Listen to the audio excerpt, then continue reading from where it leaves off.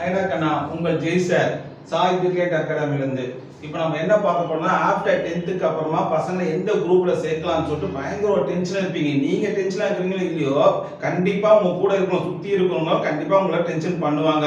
So relation ஆகட்டும், friend circle ஆகட்டும், உங்க வேலை செய்யற இடமாகட்டும், 10th முடிச்சோன்னா அவன் எந்த குரூப் எடுக்க போறான் நீங்க யோசிக்கிறீங்களோ இல்லையோ அவங்க உங்களுக்கு முன்னாடியே உங்களுக்கு கன்ஃபியூஷன் பண்ணி உங்களை குழப்பி விட்டு இது படிக்க வைங்க அதை படிக்க வைங்க, என் மாமா அதான் படிச்சாரு என் தம்பி அதான் படிச்சாரு உங்களை போட்டு ரொம்ப குழப்பி என்னெல்லாம் பண்ண முடியுமோ அவ்வளவு உங்களை டார்ச்சர் பண்ணுவாங்க. தயவு செய்து இந்த வீடியோ ஸ்கிப் பண்ணாம பாருங்க. உங்ககிட்ட இருக்கிற எல்லா டவுட்டையும் நான் கிளியர் பண்ண முடியும். எனக்கு வந்து ஒரு 25 இயர்ஸ் இந்த எஜுகேஷன் எக்ஸ்பீரியன்ஸ் இருக்குது. அதை யூஸ் பண்ணி தான் நான் சொல்ல போறேன். நான் நிறைய பசங்க கிட்ட பேசிக்கிறேன், நிறைய பேரண்ட்ஸ் கிட்ட பேசி நிறைய பேர் இந்த டவுட்லாம் என்கிட்ட கேட்டுக்கிறாங்க. அவங்க டவுட்டை நான் நிறைய கிளியர் பண்ணிக்கிறேன். இப்போ வீடியோ மூலமா உங்களுக்கு நான் கிளியர் கொடுக்குறேன். வேற ஒன்றும் இல்லை. தயவு செய்து வந்து இந்த வீடியோ பார்க்காம இருக்காதீங்க. நீங்களும் பாருங்க, உங்க பசங்களையும் பார்க்க வைங்க. எல்லா 2 பேர் டவுட்டையும் நான் கிளியர் பண்றது என்னோட வேலைக்கான அது மெயினா பாத்துங்க. சோ நம்ம என்ன பார்க்க போறோம்னா எந்த குரூப்ல சேர்க்கிறது பசங்களை ஃபர்ஸ்ட் டைட்டில் அதான் நீங்க பார்த்திருப்பீங்க. Right, okay. அப்போ உங்களுக்கு எல்லாருக்குமே ஆல்மோஸ்ட் தெரிஞ்ச குரூப் பாத்தீங்கன்னா சயின்ஸ் குரூப்னா தெரியும், காமர்ஸ் குரூப் தெரியும், ஹிஸ்டரி குரூப்னா தெரியும். ஆல்மோஸ்ட் உங்களும் போற பேரண்ட்ஸும் படிச்ச பேரண்ட்ஸ் தான் உங்களுக்கு எல்லாமே ஆல்மோஸ்ட் தெரியும். பட் நம்ம எந்த குரூப் சார் நம்ம பையனை சேர்க்கிறது அதுதான் சார் கன்ஃபியூஷன் ஆகுது. அதனால இவங்க கிட்ட போய் கேட்கலாமா அவங்க கிட்ட போய் கேட்கலாமா பார்த்து அவங்க ஒன்னொன்னு சொல்றதை போட்டு குழப்பிப்பீங்க. தயவு செய்து படிக்க போறது யாருக்கண்ணா அதை முடிவு பண்ணுங்க. ஓகே, உங்க பையனால ஒரு 10 கிலோ அரிசி மூட்டை தூக்கணும்னா அவன் அதை தான் தூக்க முடியும். அவன் தலையில தூக்கி போயிட்டு முன்னோத்த தூக்கணும்னு சொல்லிட்டு அவங்க 25 கிலோ மூட்டை போய் தூக்கி வச்சு அவன் எப்படி தூக்க முடியும்? உங்க பையனுக்கு என்ன கெப்பாசிட்டி இருக்குதோ அதை பாருங்க. தயவு செய்து எல்லா பேரண்ட்ஸ்க்கும் நான் ஒண்ணே ஒன்று சொல்றேன்னா, ஓகே, உங்க பையனை உட்கார வைங்க. ஒரு 5 நிமிஷம் 10 நிமிஷம் அவனை உட்கார வச்சு அவன் மனசுல என்ன இருக்குது கேளுங்க. ஃபியூச்சர்ல என்ன படிக்க போறான் ஐடியா வச்சுக்கலாம் பாருங்க. அதுக்கு ரிலேட்டடான சப்ஜெக்ட் அந்த சம்பந்தப்பட்ட 10th +1 +2 ஓட மேத்ஸ் அண்ட் அக்கவுண்டன்சி இன்ட்ரோடக்ஷன் வீடியோஸை போட போகிறோம்.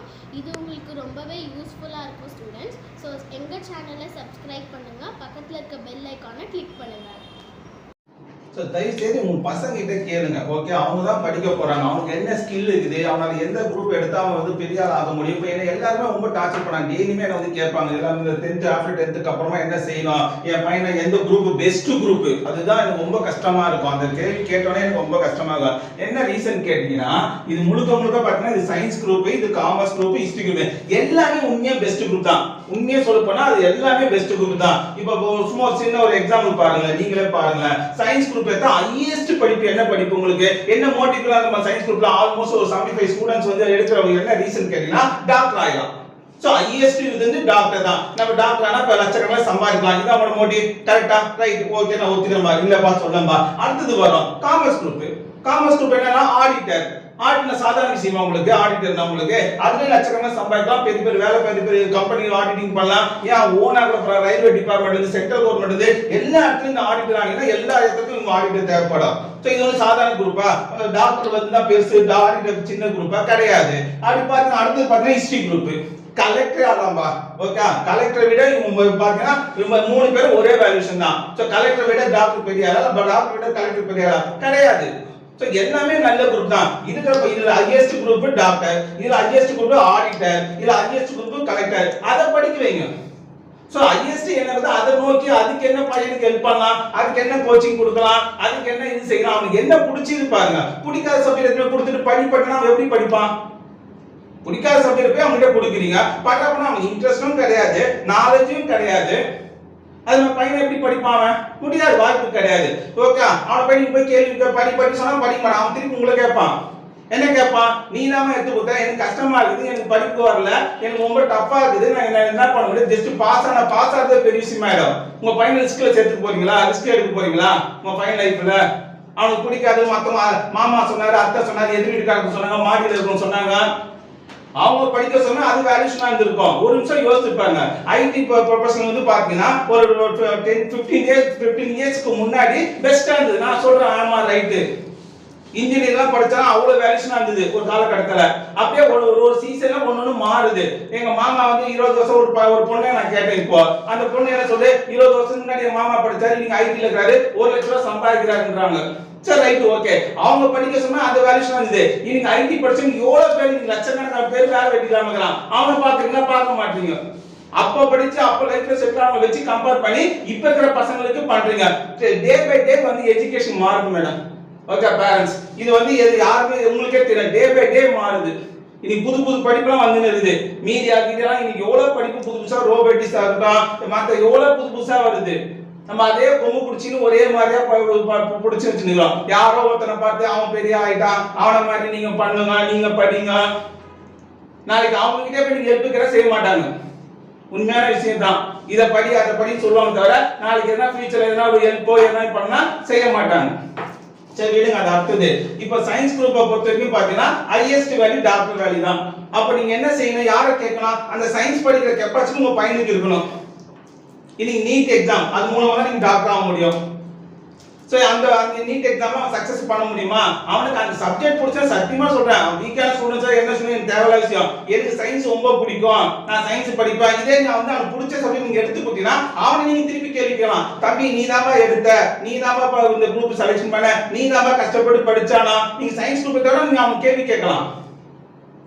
அப்ப அவன் கண்டிப்பா படிச்சு ஆவான். சோ நம்ம சொன்னது நம்ம ஃப்ரீடம் கொடுத்தாங்க, பேரண்ட்ஸ் நம்ம சொல்றதை அக்செப்ட் பண்ணிக்கிறாங்க.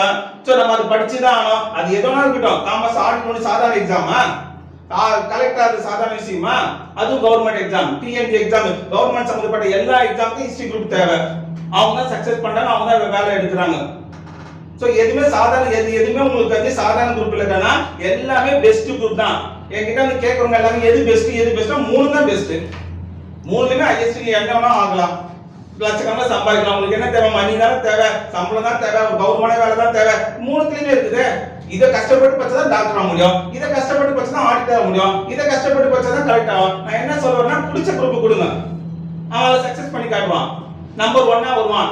1,00,000 பேர் 1 கோடி பேர்ல ஒரு ஆளா சயின்ஸ் குரூப் படிச்சு அவன் எங்கேயோ வேற ஏதோ வேலைக்கு போறதை விட அவன் பிடிச்ச குரூப் கொடுங்க, அதை நம்பர் 1 ஆகி காட்டுவான். இது கன்ஃபார்மா நடக்கும். ஓகே, அதே எந்த குரூப் பெஸ்ட் குரூப்னு பார்க்காதீங்க. அவனுக்கு எந்த குரூப் பிடிக்குமோ நீங்களும் உங்க பையனும் உட்காந்து முடிவு பண்ண வேண்டிய விஷயத்த பக்கத்து வீட்டுக்காரங்க ரிலேஷன் கிட்ட தயவு செய்து கேட்காதீங்க. இதை மட்டும் அவாய்ட் பண்ணா போதும், வேற ஒண்ணும் நான் சொல்லல. ஓகே, அவனை நீங்க கேள்வி கேட்கணும், நீங்க அவனுக்கு கேட்கிற குரூப்பை எடுத்து கொடுங்க. ஓகே, நம்ம அடுத்த டைட்டில் பார்க்க போறோம். சோ இதோட நம்ம உங்களுக்கு கிளியரிட்டி கிடைச்சிட்டு இருக்கோம். அதனால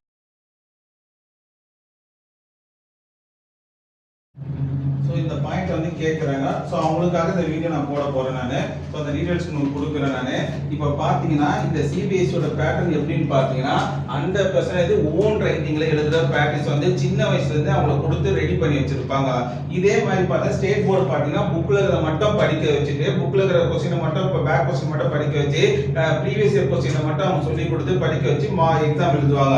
சோ இவங்களுக்கும் அவங்களுக்கும் பார்த்தா சிலபஸ் பாத்தீங்கன்னா டிஃபரெண்ட் தான் கண்டிப்பா. சோ பாத்தீங்கன்னா இப்போ உண்மையே சொல்ல போனா நான் டீச்சரா சொல்லணும்னா சிபிஎஸ்இ விட ஸ்டேட் போர்டு தான் +1 +2 ஓட சிலபஸ் பெஸ்ட் சிலபஸ், டஃப்பான சிலபஸ். ஃபர்ஸ்ட் இருந்தது வேற, இப்போ இருக்குது வேற. தயவு செய்து அதை புரிஞ்சுங்க. ஓகே, பழைய பேரண்ட்ஸ் எல்லாம் வந்து சிபிஎஸ்இ படிச்ச பேரண்ட்ஸா இருக்கட்டும், ஸ்டேட் போர்டு பேரண்ட்ஸா இருக்கட்டும், அவங்களுக்கு ஒரு கன்ஃபியூஷன் இருக்கும். எது ஈஸி எது கஷ்டம்னு சொல்லுவாங்க. நான் ஓபனாவே சொல்றேன் உங்களுக்கு, சிபிஎஸ்இ விட ஸ்டேட் போர்டு தான் டஃப். +1 +2 சயின்ஸ் குரூப்பையோ காமர்ஸ் குரூப்பா இருக்கட்டும், எந்த குரூப்பா இருந்தா கூட ஓரளவுக்கு வந்து டஃப்பான குரூப். ஏன்னா இப்போ புக்கை மாத்திட்டாங்க. சோ ஸ்டேட் போர்டு தான் இன்னைக்கு டேட்ல பெஸ்ட். அதான் அவங்க எதுவுமே நீங்க மாத்தணும் அவசியமே கிடையாது. யார் யார் எங்க இருக்கிறாங்க அங்கங்க அப்படியே இருக்கட்டும். சோ என்ன ரீசன் கேட்டா இவங்க வந்து மெமரி பண்ணி எழுத சொன்னா இவங்களால முடியாது. இவன் அண்டர்ஸ்டாண்ட் பண்ணிட்டு இவனை வந்து அப்படியே வந்து ஓன் ரைட்டிங்ல எழுதுப்பானா அவனால கண்டிப்பா முடியாது. ஓகே, சோ தேவையில்லாம ரிஸ்க் எடுக்காதீங்க. இன்னும் வந்து ஸ்கூல் படிக்க போது 2 வருஷம் தான் ஸ்கூல் ஸ்டூடெண்ட்ஸா இருக்க போறாங்க. சோ அவங்க எந்த ஒரு டிஸ்டர்ப் பண்ணாதீங்க, அப்படியே விட்டுடுங்க. ஓகே, ஒரு உங்களுக்கே தெரியும் ஏரி மீன் வந்து கடல்ல வாழாது, கடல்ல இருக்கிற மீன் திரும்பி ஏரியில போட்டாலும் அது வாழாது. சோ அந்த மாதிரி கதை தான் ஆயிடும் உங்களுக்கு. அதனால எதுவும் மாத்தாதீங்க, அவங்க அதுவே படிக்கட்டும். எல்லாமே இன்னைக்கு பெஸ்ட். இப்ப ஸ்டேட் போர்ட்ல படிக்கிற பசங்க இன்னைக்கு நீட் கிளியர் பண்றாங்க, ஜேஇ பாஸ் பண்றாங்க. இதுல மட்டும் படிச்சா மட்டும் கிடையாது. இன்னைக்கு எல்லாமே எப்படி படிக்கணும் என்ன செய்யணும் கத்துக்கினாங்க. சோ அவங்கள அப்படியே விட்டுருங்க, தயவு செய்து மாத்தாதீங்க. என்ன ரீசன் கேட்டா அவங்க உள்ள வந்து செட்டில் ஆகிறதுக்கே லேட் ஆயிடும். சிபிஎஸ்இ பத்தி புரிஞ்சிக்கிறதுக்கே லேட் ஆயிடும். ஸ்டேட் போர்டை பத்தி புரியுறதுக்கே இந்த பசங்களுக்கு இதாயிடும், உங்களுக்கு டைம் ஆயிடும். சோ அவன் அதுக்கப்புறம் புரிஞ்சு அதுக்கப்புறம் சிலபஸ்க்குள்ள உள்ள போய் அட்டாச் ஆகி உள்ள படிக்கிறதுக்கு ரொம்ப கஷ்டப்படுவான். தயவு செய்து அதை பண்ணாதீங்க. ஓகே ஓகே பாருங்க. சோ உங்களுக்கு வந்து எந்த போர்டுல படிக்கணும்னா யார் எந்த போர்டுல சின்ன வயசுல இருந்து பிராக்டிஸ் பண்ணாங்களோ அந்த போர்டுல விட்டுறது நல்லது பேரண்ட்ஸ்.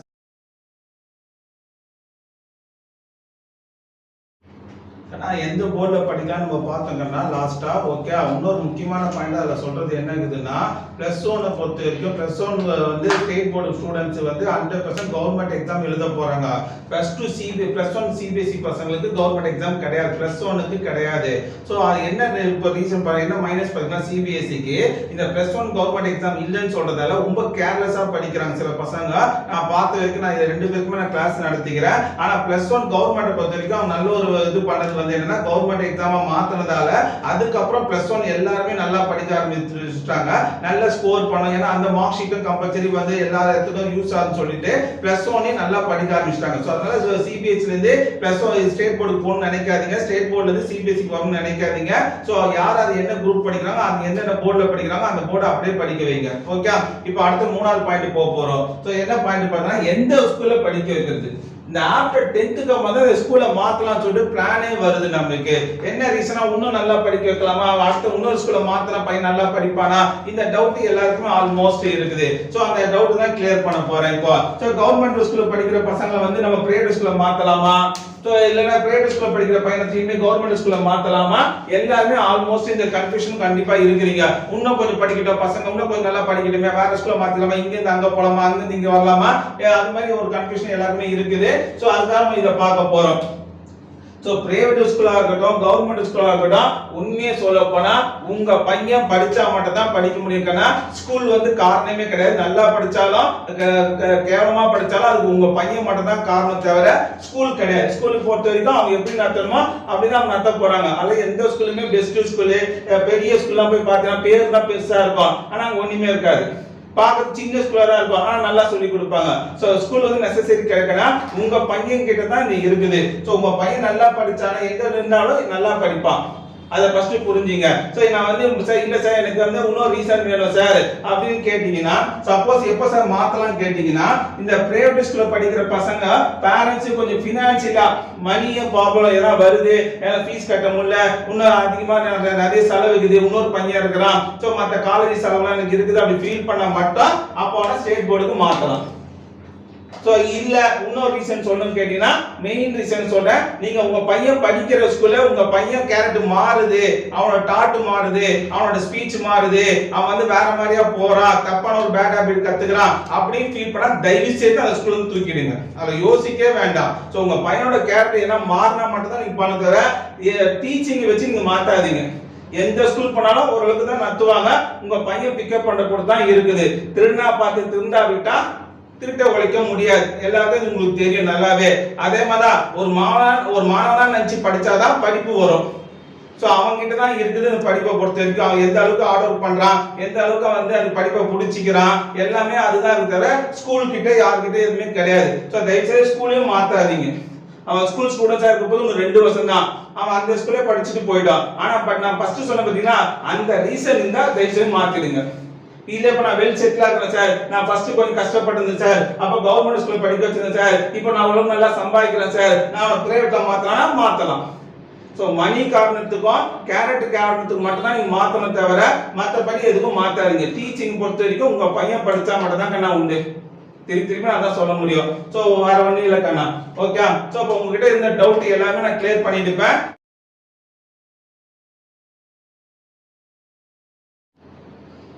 ஹலோ ஸ்டூடெண்ட்ஸ், நீங்க எல்லாமே பார்த்துட்டு இருப்பீங்க. ஓகே, 3 டைப்ல உங்களுக்கு நான் எக்ஸ்பிளைன் பண்ணிட்டேன். சோ உங்களுக்கு எல்லாமே ஒரு கிளியரிட்டி கிடைச்சிருக்கும். சோ நம்ம எந்த குரூப் எடுக்கணும், எந்த ஸ்கூல்ல படிக்கணும், எந்த போர்டுல படிக்கணும் சொல்லி இருந்த எல்லா டவுட்டுமே உங்களுக்கு நான் ஆல்மோஸ்ட் வந்து கிளியர் கொடுத்துட்டேன்.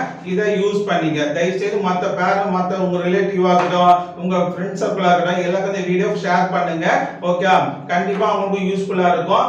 வாழ்க்கையில ரொம்ப முக்கியமான விஷயத்தை ஏன்னா +1 வந்து நீங்க என்ன குரூப் எடுக்கிறீங்களோ அதை பொறுத்து தான் உங்க லைஃபே வரப்போகுது. இப்ப சயின்ஸ் குரூப் எடுத்தா அவன் டாக்டர் தான் ஆக முடியும், அவனை போயிட்டு ஆடிட்டர் ஆகிறது ரொம்ப கஷ்டம். அவன் காமர்ஸ் குரூப் எடுத்தா அவனை போயிட்டு டாக்டர் ஆக்க முடியாது. சோ முக்கியமான காலகட்டத்தில் இருக்கிறீங்க. இந்த இடத்துல நீங்க மிஸ்டேக் பண்ணீங்கன்னா உங்க பசங்க லைஃபே சேஞ்ச் ஆகும். சோ கரெக்டான ஒரு முடிவு எடுங்க. தயவு செய்து உங்க பசங்களை கேட்டுட்டு முடிவு பண்ணுங்க. உங்களுக்குள்ள என்ன பண்ண முடியுமோ உங்களுக்குள்ள ரெண்டு பேர்கிட்ட பேசிட்டு உங்களை என்ன படிக்க வைக்க முடியும், எந்த குரூப்ல படிக்க வைக்க முடியும், எந்த ஸ்கூல்ல படிக்க வைக்கலாம், எந்த இது போர்ட்ல படிக்க வைக்கலாம், நீங்க முடிவு பண்ணுங்க. மத்தவங்க சொல்றதை தயவு செய்து கேட்காதீங்க. ஓகே, உங்களை விட இந்த காலத்து பசங்களுக்கு வந்து நிறைய நாலேஜ் இருக்குது, அது உங்களுக்கே தெரியும். ஓகே, அவங்க எல்லா விஷயமும் கத்து வச்சுக்கிறாங்க. உட்கார வச்சு 2 நிமிஷம் அவங்க கிட்ட பேசுங்க, உங்களுக்கு இருக்கிற ப்ராப்ளம் கிளியர் ஆயிடும். ஓகே, so bye டா கண்ணா. Okay, all the best.